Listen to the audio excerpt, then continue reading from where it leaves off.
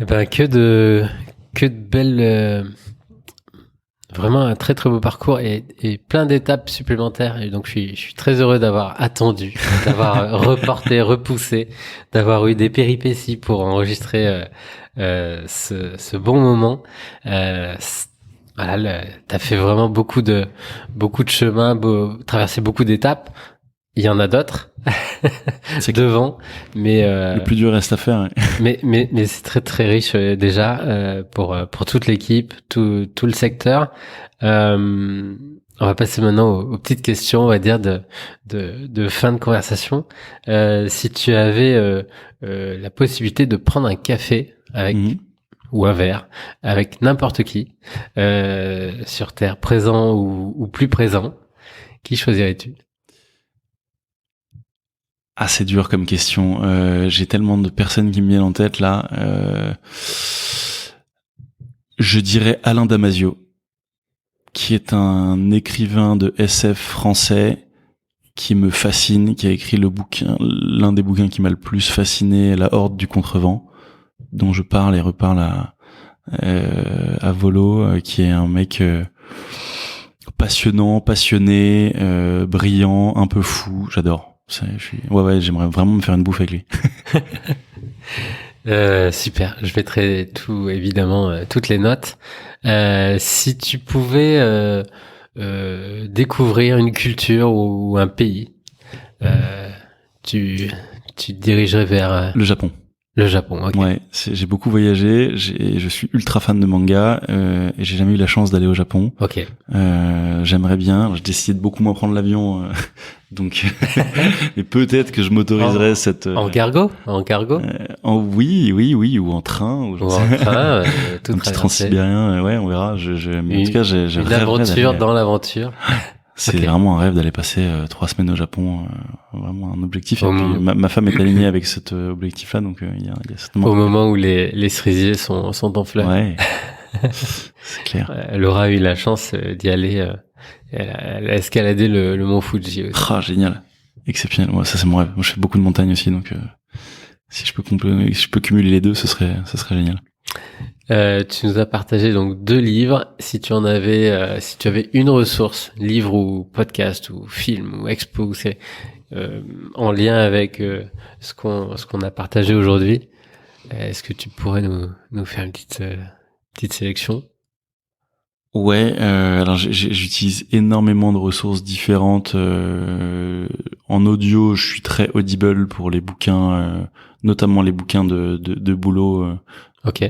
que j'écoute en permanence. J'ai toujours soit des écouteurs, soit je suis en voiture Ouais. avec un livre audio ou un podcast sur Audible, évidemment sur Spotify les grands classiques, Génération Do It Yourself, la relève, la Ouais. galère, qui sont des podcasts que j'écoute beaucoup, et après sur La relève, ça doit être c'est un pote, non? Thibaut, ouais, Thibaut. Ouais. ouais, on se connaît bien, ouais, et sur un autre plan, je suis assez fan d'un mec qui s'appelle Le Précepteur, qui est un podcast philo, qui est un vulgarisateur Ouais. philosophique. Donc ouais, j'écoute Ok, je beaucoup. mettrai. Ouais, très très bon podcast. Super. De nouvelles ressources. Très, très sympa. Si tu avais la possibilité de passer le micro, on va dire en termes de relais, tu le passerais à qui? J'ai déjà fait récemment des passes D à des potes qui n'ont pas pu assurer, donc j'essaie je dirais que je la passerais à allez, on va dire Aurélien Demeaux, qui a fondé Electra, qui est une boîte qui est en train de révolutionner le marché de la charge, notamment en ville pour les véhicules électriques, Ok. euh, qui est un modèle fascinant. On est sur un monstre d'exécution. Aurel et sa team sont vraiment des gens brillants, et la mission de la boîte, c'est une mission écologique très forte. Donc ouais, c'est un entrepreneur brillant sur une mission géniale et avec une exécution quasi parfaite. Donc Je pense que et puis quelqu'un de très très drôle et très sympa. Ah bon, eh ben parfait. Je lui enverrai l'extrait comme ça. J'imagine qu'il sera obligé de dire oui. Super. Je regarde si j'ai pas plus d'autres questions. Souvent, donc, pour la dernière, pour nous, le podcast, c'est un petit peu laisser une trace, laisser un héritage, vraiment sur le long terme. Alors, on te propose de dire un petit mot à ton enfant. Voilà, séquence émotion. Mon enfant, je lui ai encore dit ce matin, mais que ouais, pour moi c'est le plus gros changement de ma vie et un événement positif qui a bouleversé ma vie à un niveau que j'avais pas du tout anticipé. Donc je l'aime plus que tout. C'est un peu au-delà de l'amour. c'est vraiment quelqu'un qui t'as un côté immortalité quoi. C'est ta chair qui donc tu vis un peu à travers ton enfant. Bouleversement total. J'ai plus que de l'amour pour ma fille et je vois qu'elle évolue pour être quelqu'un de très heureux. Elle est très rigolote, elle fait que se marrer, elle fait beaucoup de bêtises, j'adore.